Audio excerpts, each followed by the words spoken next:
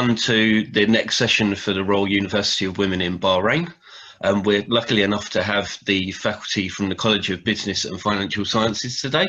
They'll be running through their presentation about the range of exciting programs that they offer at the university. And I'll now hand over to the team at the Royal University of Women to run through their presentation.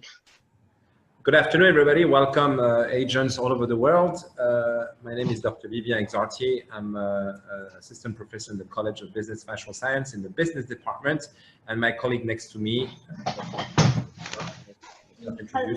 Hello, everybody. I'm Dr. Arpita Mehrotra. I am the head of the department for College of Business and Financial Sciences.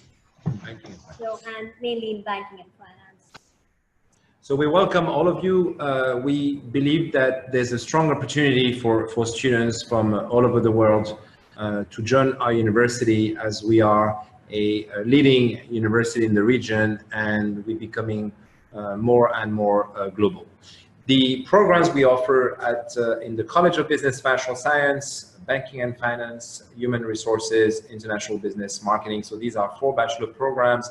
We're looking at developing an MBA program. We're just waiting on the license from the ministry to open it.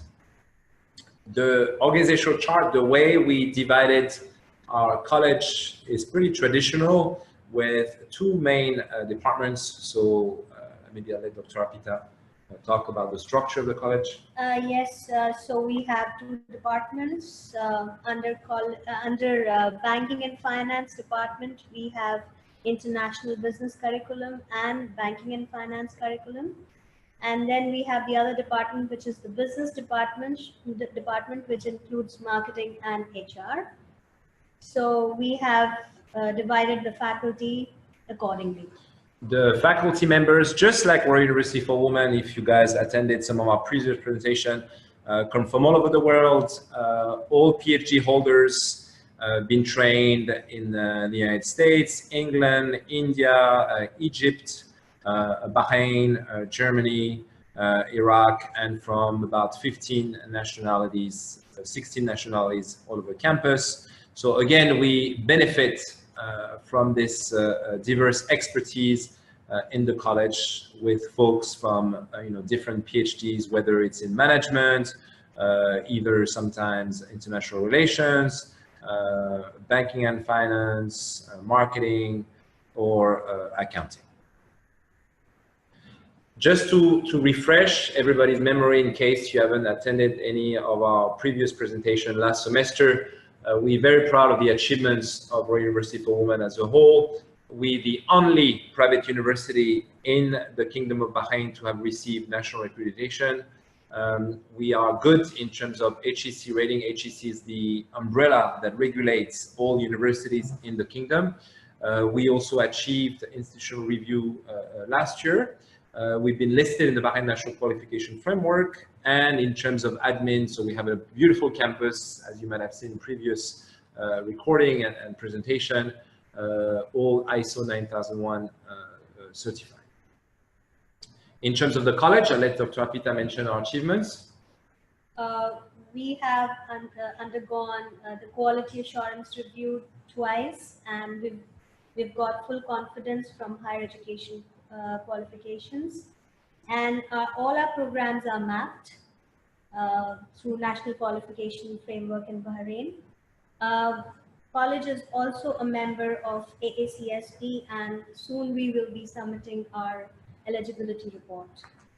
We're very excited also to have the recognition from Saudi Arabia. We're the only private university, again, with recognition from the Kingdom of Saudi Arabia, as well as the Sultanate of Oman. Now, a specificity to our college, we're the only college at the university who has received recognition from the quality assurance authorities in Kuwait.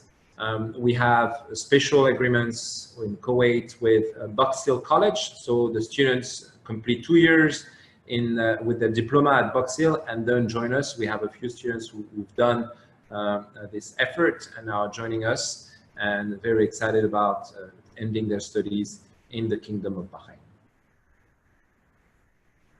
The structure of the program itself, so the bachelor, we'll show you an example in a minute about a typical study plan. We have, I mean, for a student to be able to graduate from the bachelor at RUW and the CBFS, the student should complete 132 credit hours. The main required courses are 72 credits, right? Major required courses, so let's say HR or marketing or IB or banking and finance would be 39. And then every student is supposed to take what we call liberal art requirements, 7 courses, including 3 mandatory courses specific to the Kingdom of Bahrain, human rights, history of Bahrain, and Arabic. For the other options for the students, they can study foreign languages. We offer French through Alliance Française, Italian through the Ministry for Foreign Affairs, Women's Health, Intro to IT, Intro to Mathematics, to beef up the credential of our students when they start studying mathematics in other disciplines, or women in literature. So again, themes related to women empowerment, which is part of our vision and mission as a university. Here's an example, but again, we just wanted to show you the structures as we try to make sure that the students follow the plan properly, with first-year courses, you know, for everybody, mandatory courses, then move to second, and then the students will specialize in the major courses in third and fourth year. Dr. Apita will mention now the career opportunities. Through our course programs, the 4 programs, we can just talk about some success rate of our alumni. We have almost 60% of our graduates who are working with multinational corporations and even in public sector in Bahrain and outside Bahrain. So they've been working as advisors, relationship managers, financial analysts. They are working as even into compliance, the ones who graduated from IB, from HR, they are working into training and development. So we've got a very successful rate when it comes to the placements of our students. Not only that, throughout their graduating years in our university, we make sure to train them on the soft skills, employability skills. That's the main focus of our curriculum. We make sure that they attend events, they are a part of forums, discussions, and roundtable conferences. We make sure that they are into competitions within the country, within the universities. So we make sure to give them this kind of a platform where they can enhance their soft skills. It's important as a college that what we teach in the classroom is in line with the demand of the private and the public sector. So as my colleague mentioned, our students have been placed not only in private companies, but also in government. They've been placed in prestigious banks. As you might be aware, people who listen to us from around the world, we have, Bahrain is a financial capital in terms of commercial banking and Islamic banking. And BNP Paribas, for instance, a French bank, has its headquarters for the MENA region in Bahrain. Famous bank like Bahrain Islamic Bank are also located in Bahrain, Bank of Sudan, going to Khartoum, to give you an example of a regional bank, also chose to be here, Bank Abu Dhabi, Bank of Bahrain and Kuwait, so all kinds of banks here. And also, as my colleague mentioned, our students coming from Saudi, graduates from Saudi, do get placed not only in financial departments in major companies such as Aramco or Sabiq, but also in local banks. When it comes to IB, I happen to be one of the faculty members in IB. We've noticed that trends do evolve, right? So lately, international business has been very strong in terms of demand for the students joining our university. And again, due to the place of the Kingdom of Bahrain as a international business hub, in terms of the skills of our graduates, in terms of the skills of Bahrain in general and its location next to Saudi Arabia, very close ties, of course, with the other GCC countries, but proximity to India, Pakistan, and West Africa. We believe there's lots of opportunities for our students to be involved in international business ventures, whether they work in multinational companies, as my colleague mentioned. Bahrain, recently in Bahrain, we had the opening of IKEA, for instance. Amazon Web Services also chose Bahrain to open its doors about a year ago. So whether it's business development manager, import-export advisor, business advisor, these are possibilities. In terms of HR? Yes, I previously mentioned that our students are recruited as training and development officers. They are into recruitments, they are into general HR management. So and I would also like to mention that Bahrain is picking up on the fintech.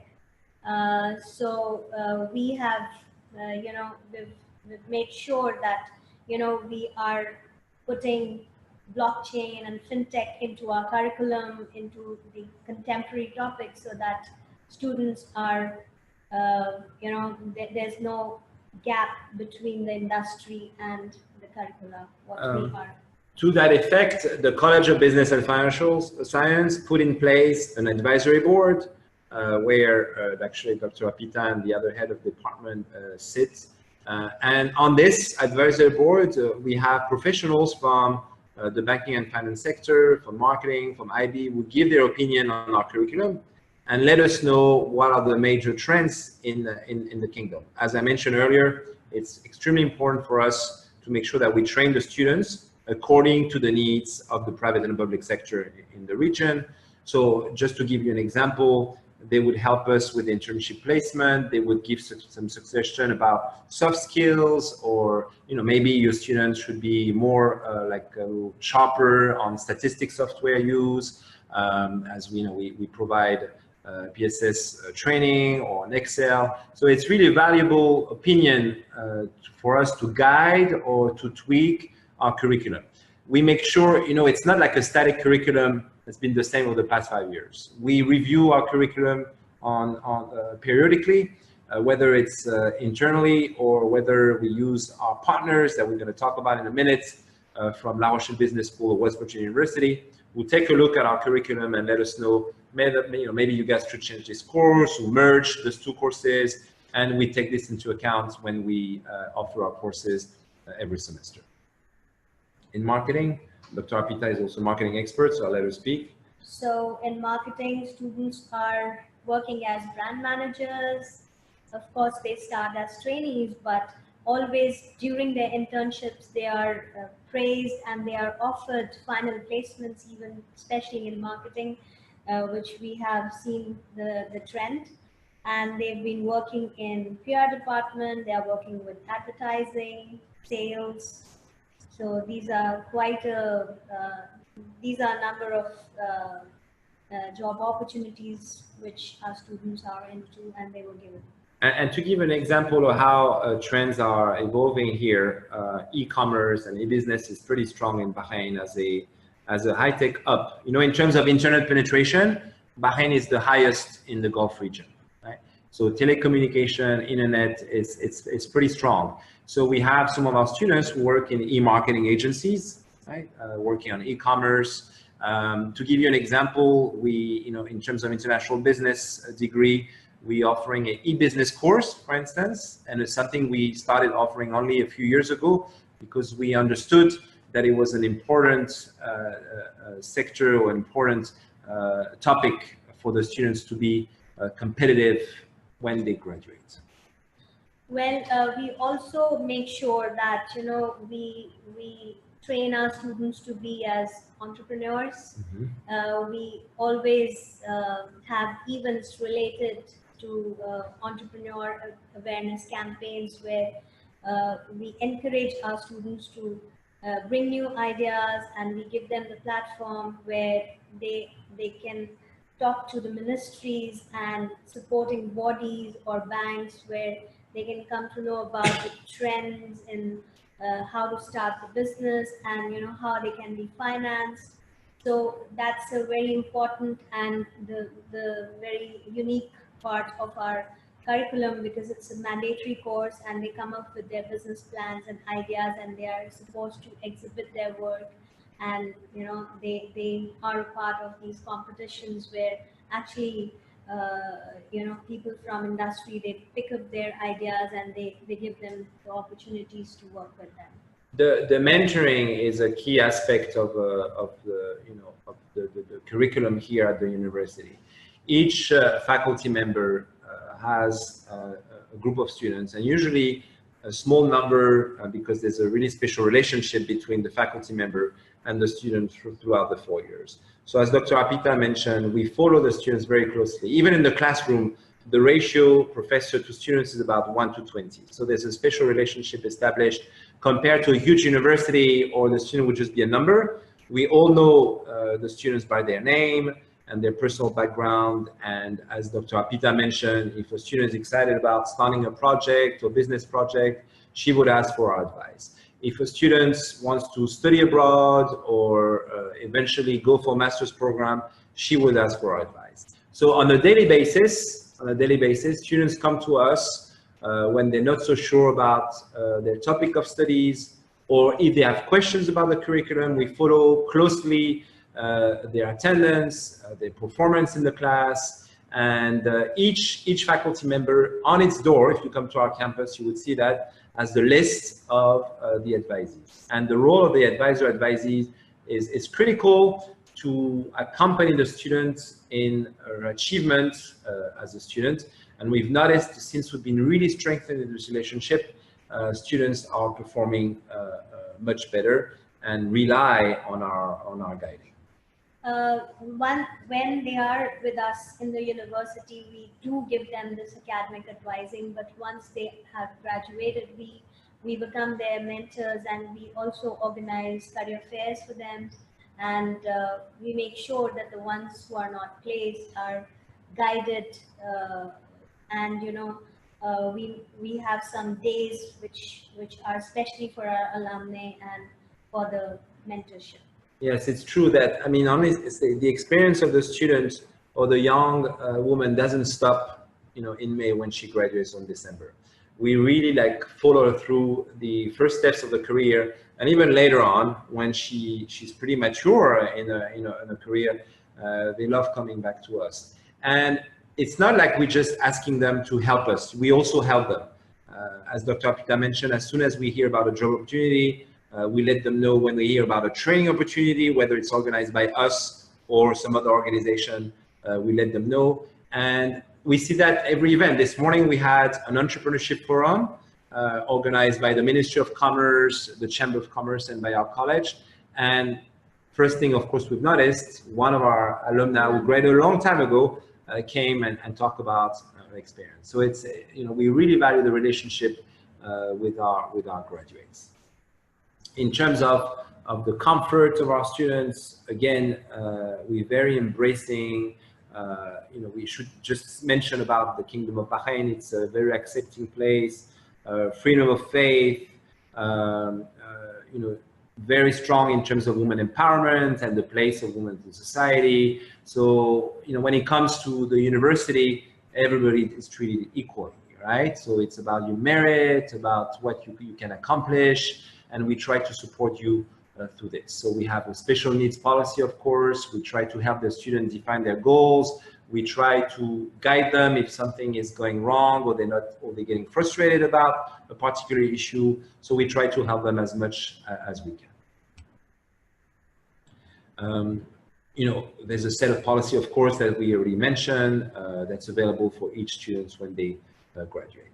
In terms of assessments, I mean, it's a classic assessment, but classic, yes, but we also make sure that we bring into the classroom an exciting experience. Dr. Apita actually is in charge of blended teaching and learning, so she can tell you what she learned from different reports and conclusions.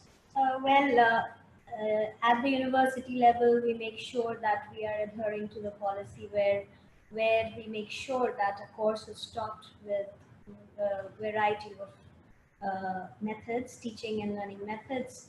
So for an example, We definitely, give PowerPoint presentations. We make sure that students are involved in group discussions. There are video lectures.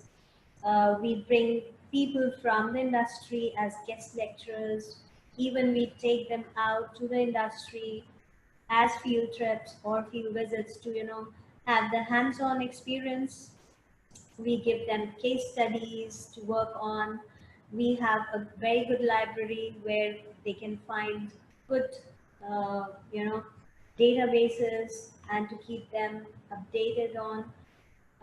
So these are, and we do have the online setup, the self-service, where lectures are posted and there is an online discussion with the instructor.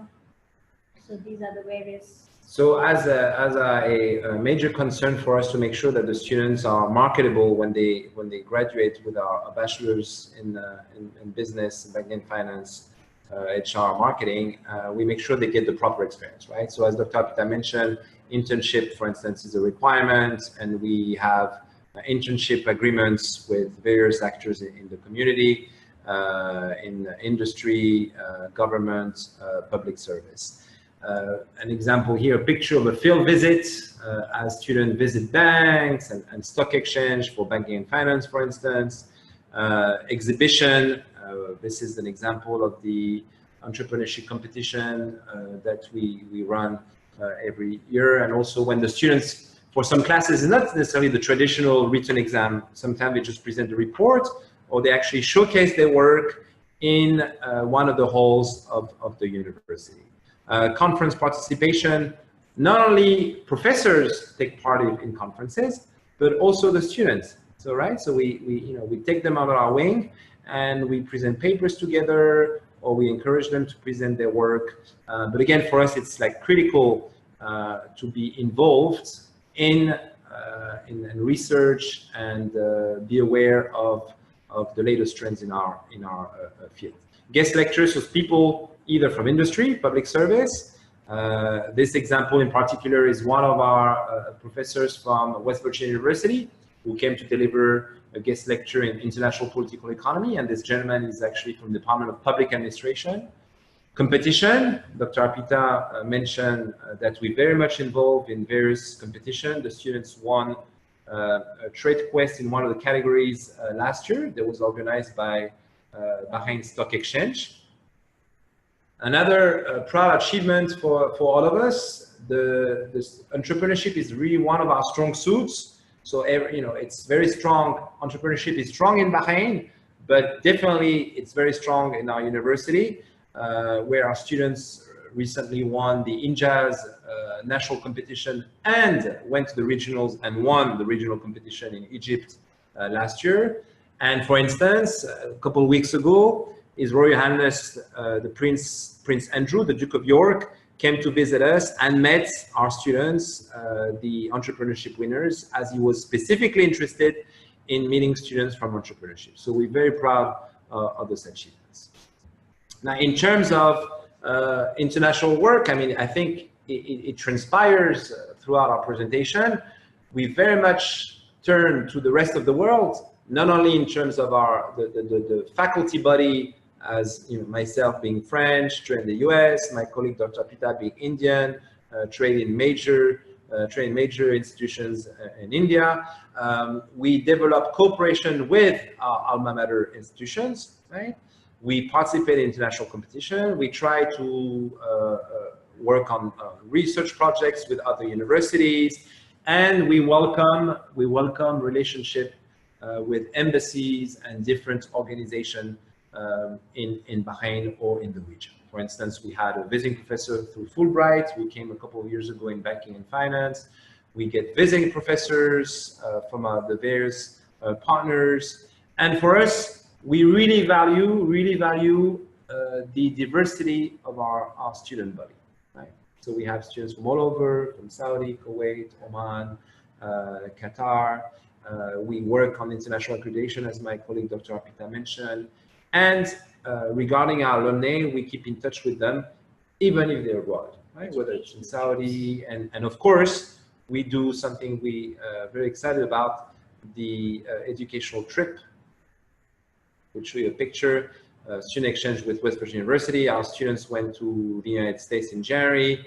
They get part of the student exchange. This is an example of another program where we send the students to France and Belgium a few years ago. They were part of the opening bell at Stock Exchange in Euronext. Or recently, Dr. Arpita went to University of Bangor, Wales, to visit the campus and get some guest lectures. We can also talk about international conferences that we organize. For instance, the Women's Society, it's about women empowerment. We bring students, we bring scholars from all over the world, and people from industry and public sector. And you know, in other words, students get very much involved with international partners, with international speakers, with international organizations, to make sure they get the full-fledged experience, right? It's not just like Bahrain, staying in Bahrain, but Bahrain is a return to the rest of the world, very much so in its culture and its history. But we want to make sure that students get the exposure and the chance to participate in various international programs. I also wanted to add that our university is very keen on doing professional training. It's one of our missions. And for instance, for the past 7 years, our college organized a training program in a state-of-the-art topic, the forensic accounting and fraud examination. It was brand new when we started doing in 2012. It's picking up, of course, but we developed a strong suit thanks to our relationship with West Virginia University. And of course, all this quality, we're trying to keep track of it. It's regional, it's international with our latest project to seek ASCSB accreditation as a sign of our quality, and we hopefully be very soon eligible. Thank you very much. If you have, let us know if you have any questions, Stephen. Yeah, there's a few posted into the chat. So one of them is, with the element of Islamic finance, is that an elective for the undergraduate program, or is it something that's always included within the curriculum? The banking and finance, sorry? Yeah, the Islamic finance. So is it all taught from an Islamic finance perspective, or is there international finance in there as well? Dr. Arpita, Islamic finance. It's part of our curriculum. It's part of our curriculum. It's a mandatory course. There's a couple of courses on Islamic finance.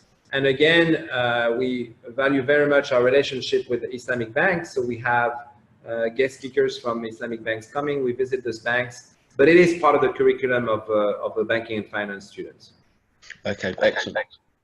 And the other question was with regards to, are there any internships during the program of study, or is it just full-time positions are taken at the end of the program? No, internship is a mandatory course for all our students, and we have tie-ups and we have signed MOUs with companies, MNCs and Islamic banks, where our students go and do their internships, and they are even offered the final placement sometimes. Okay, excellent. And because we value very much internships, we're going to start offering this summer actually internship abroad, right? Through a company we signed an agreement with, so students that can actually intern abroad. But it's very important to us.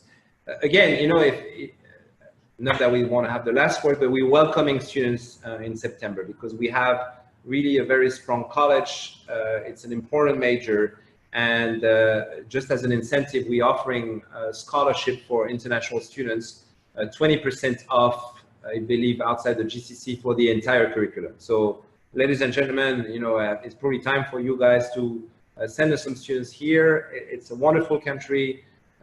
Obviously, I think we're genuine because Arpita and I are, you know, foreigners, and we love this place, and we believe that it's the right place for students.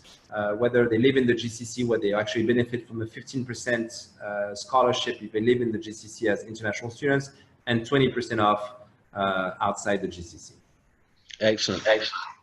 Okay, well, thank you very much for the team at RW for their time again today. The session will be hosted and recorded on our YouTube channel, and if anyone has any questions, we'll provide links to contacts at the university to be able to continue correspondence accordingly. Thank you very much, everybody. Thank you. Thank you. Thank you. Thank you.